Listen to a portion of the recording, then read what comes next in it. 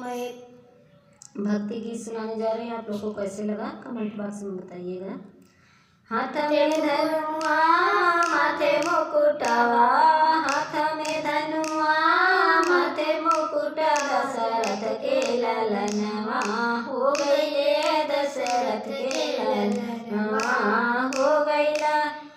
हाथ में धनुआ माथे मुकुटवा, हाथ में धनुआ माथे मुकुटवा, दशरथ के ललनवा हो गइला, दशरथ के ललनवा हो गइला। जब राम भइले 12 बरस के, जब राम भइले 12 बरस के, सीता के मिलनवा हो गइला, सीता से मिलनवा हो गइला। हाथ में धनुआ माथे मुकुटवा, हाथ में धनुआ माथे मुकुटवा, दशरथ के ललनवा हो गइला, दशरथ के ललनवा हो गइला।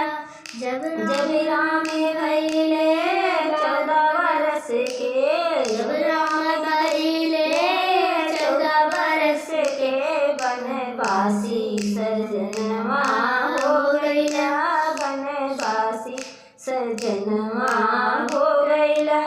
हाथ में धनुआ माथे मुकुटवा, हाथ में धनुआ माथे मुकुट, दशरथ के ललनवा हो गइला, दशरथ के ललनवा हो गइला।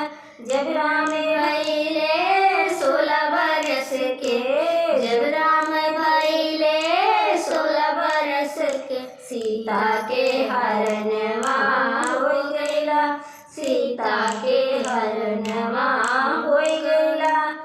जब राम भइले 16 बरस के, जब राम भइले 16 बरस के, सीता के हरनवा हो गइला, सीता के हरनवा हो गइला।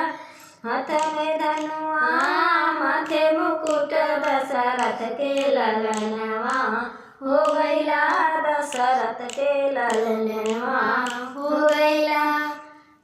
जब राम भइले 18 बरस के, जब राम भइले 18 बरस के, लंका के दहनवा हो गइला, लंका के दहनवा हो गइला।